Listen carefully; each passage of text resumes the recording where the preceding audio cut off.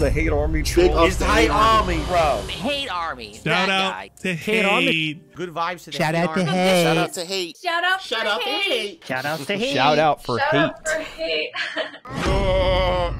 So everybody's waiting for this. I already know that. So first and foremost, I never wanted to come forward with any information. We all know what happened. I'm not going to go over it again. It's on Twitter. So before I decided to stream today, I decided to phone Rich and get everything out in the open. So we had a very productive phone call.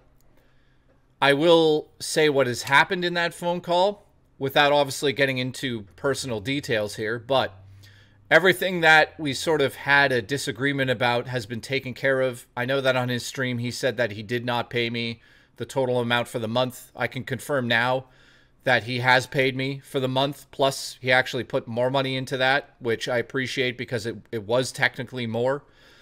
So from that side of things, I am happy that he did that. That's one thing, because that was one thing that I was going to bring up, which we don't need to really get into anymore. It's been solved. So he said on his stream he didn't pay me correctly. He has now paid me absolutely correctly. So it is what it is in terms of that. That payment is done. It's in my PayPal. So, you know, I appreciate that part. Now, the more important part to this for me is that we also dealt with, I'd say, the sort of bad blood that was left behind and how he handled the situation. And again, I know I see the comments right now. I don't quite know how to word this, but, and again, Rich and I will be, and I'll announce this right now, Rich and I will do something together in the near future. We're working out exactly how we can do that and move forward with possibly being friends. We both said that obviously we need to sit back and figure out if we can do that. Super Unknown in the chat, by the way, says J equals pushover. How about no? How about the idea was that I wanted to get what it was owed to me. He did give me that. And then the more important part is he did apologize to me with the way the thing was handled. So right now that's where it's sitting at. And I'm not sitting here talking shit about Rich. He apologized and he paid me, which were the two things that I wanted to happen. I'm not saying that Rich and I are going to do live streaming together ever again. I'm saying that after everything is said and done, I want him to succeed. And I'm not here to shit on Rich. And I could see that everyone's very angry at him right at the moment. Trust me, I was too. But he didn't really owe the apology to you guys. You know. And some people are saying he did that to save his ass. Do I feel that way? I could feel that way. I think we actually had a sincere conversation for once, and that he said what he really wanted to say, which I would never repeat here. So at the end of the day, I'm not going to kick a guy when he's down. So, you know, you guys are saying like, oh, Jay's folded. Folded for what? What the fuck does that mean? What am I folding into? You know, I didn't want to get into drama in the first place whatsoever. I know the poo suit has to go on. I reached out to him. I know that he kicked me when I was down too, but I forgive him. Fine, it is what it is. Let's fucking all move on and have fun on this stream. That's the idea of my streams from moving forward. Will I work with Rich again in terms of his main channel? Absolutely not. Will I go on his stream in the future? I can't say I won't. But I'm not saying like that's an immediate plan. I know that him and I are going to make some sort of stream or something together so I get the proper send-off that I feel I should have gotten in the first place. So it isn't about getting revenge. It isn't about who's right and wrong. It's about having the emotional intelligence as a grown man to phone him and have him have the same emotional intelligence and admit to me that he made mistakes. So that's all I'm going to say on this regard. If people want to stay in this chat and say that I'm a pushover or, you know, that Rich is just doing this, that's 100% all on you guys. So at this point in time, I'm just trying to stay professional, and I'm trying to also be realistic. And guess what, guys? Whether you fucking like it or not, and I think a lot of you think that I should probably not like Rich very well at the moment. And to be honest with you, I'm not happy with him whatsoever. But I worked with the guy for 6 years. And for me to throw a friendship out the window before trying to save it one last time, which looks like I might have. I'm not saying that I'm going to fucking love the guy. But I'm just saying, that's like, yes, I get it. People are saying Rich is a toxic loser. Dude, Rich has issues. I have issues. I'm not perfect. Rich admitted to me he's not perfect. Okay? Everybody has fucking issues. But instead of us carrying on like fucking lol podcast and making these videos back and forth and saying, you're terrible, you did this and this, and he says something about me and I say something about him, guess what? I'm not fucking doing it. Because that's not what I'm about. There's no fucking point. Absolutely no point to do that. You know, especially when you work with a person for fucking 6 years. So I phoned him. We handled the situation to the best of our abilities. We had a discussion. I'll be honest, it was very touching. And not in that way. Who was? You blew it. And again, I'm not saying that we're best friends. You know? CB in the chat says, Rich is so self-destructive. I talked to him about this. I talked to him about everything. Never would go into details about what I talked about, but I talked to him about every fucking piece of information you guys told me for the last 6 months. And I made him aware that there's people that care about him, and he just needs to move on from things. And that's exactly what we're doing. So at the end of the day, I forgive him for those comments. He's righted the ship in terms of what I felt was wrong. And now we're in the stage of, let's find out what happens. Are we going to be best friends? I don't fucking know.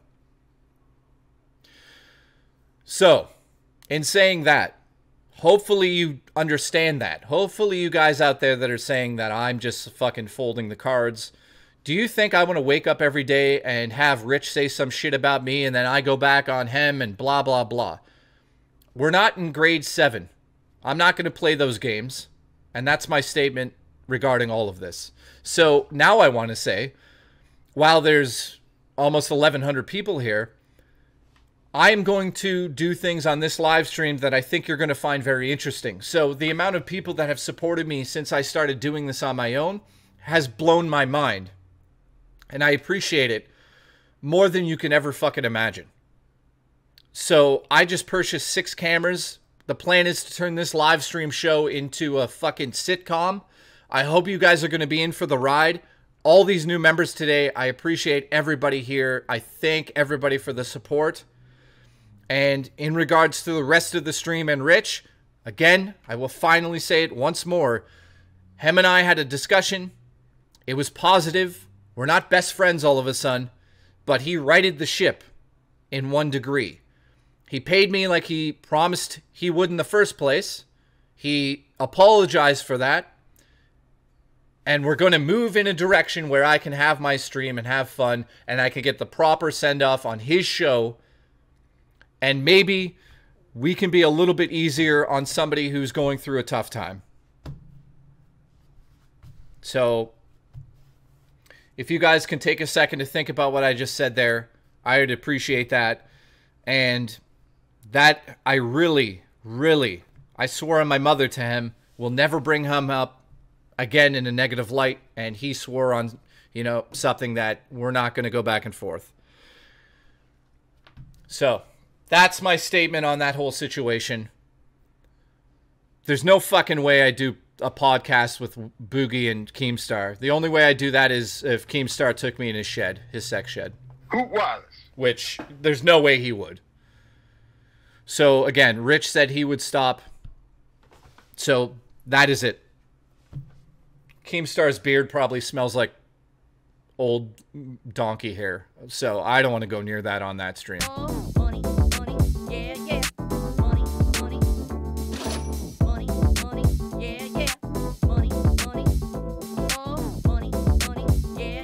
Everyone's telling me that Duty messaged me. Just want to see what he says.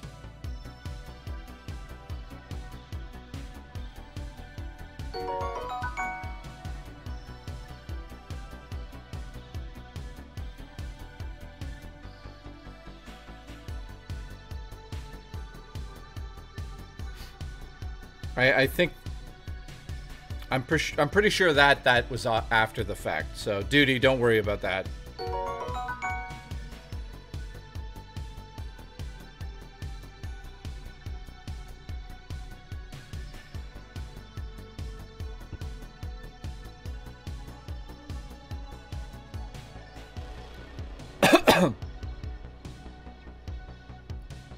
Let me just see.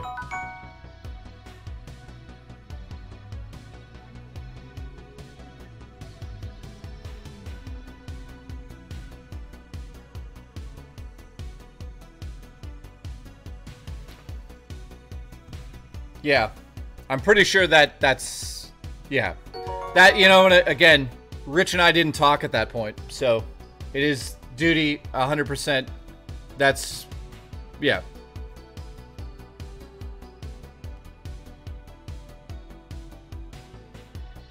Yeah, it is Duty. Okay, so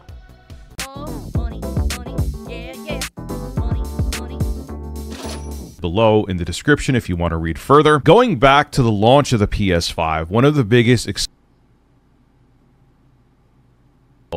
a remake of a PS3 game that held up well to begin with. I mean, it's dated, but yes, even going back and playing. And I'm going to quote from Screen Rant here.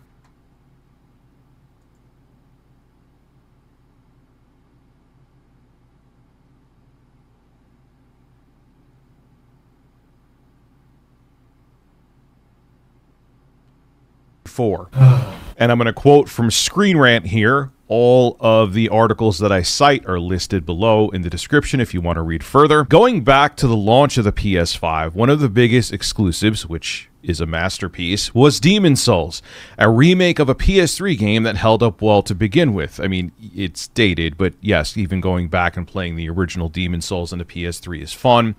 Even a couple years into the system's lifespan, major attractions like Horizon Forbidden West, cross-gen, God of War Ragnarok, cross-gen, and Elden Ring, cross-gen, also Resident Evil 4 Remake was cross-gen, were released across generations, exacerbating the sense that a PS5 purchase hasn't yet become a great investment, which is really concerning this deep into the life cycle. Although Marvel's Spider-Man 2 and the upcoming Final Fantasy VII Rebirth are attractive exclusives, it feels like the ball has only started to get rolling halfway through these systems' lifespan. And to say that the ball has just started rolling might be a little bit of an overstatement. We're still getting cross-gen games. Now, Microsoft says they will stop developing games for the Xbox One, but cross-gen is still happening. And that bothers me because you can't tell me that the older hardware, which came out in 2013, the PS4 and Xbox One, is not holding back current-gen hardware. Big AAA titles being held back by anemic, now over decade-old hardware. Now, one thing I'll disagree with Screen Rant as they get into the PS5 Slim hasn't had time to breathe, but Sony released in a similar time frame the PS4 Slim and the PS4 Pro. And as a matter of fact, I just verified the dates. The PS4 Slim came out mid-September 2016, and the PS4 Pro came out a little less than 2 months after the PS4 Slim in mid-November, just shy of mid-November. So that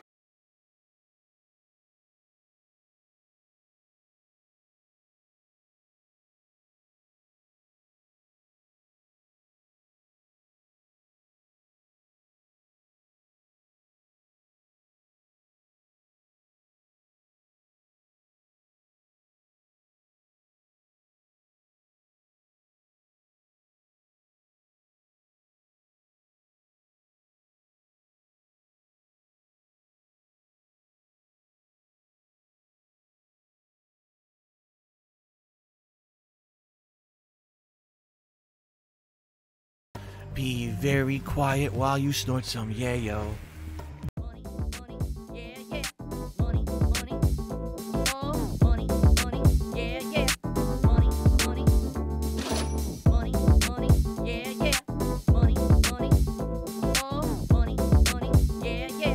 These contributions are mandatory. typically helps me more than anything.